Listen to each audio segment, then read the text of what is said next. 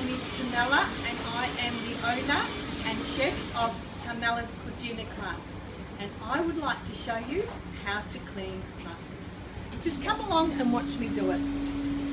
You can use a scourer, make sure it's a clean scourer though, and you can scrape all the outside of it, water, and they've got little beards.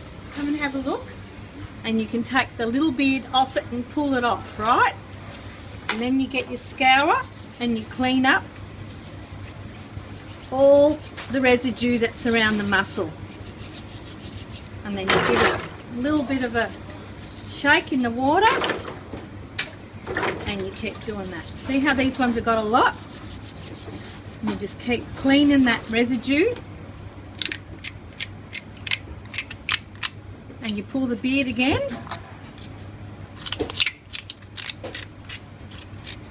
Like that. Show you how to do it and you'll be amazed.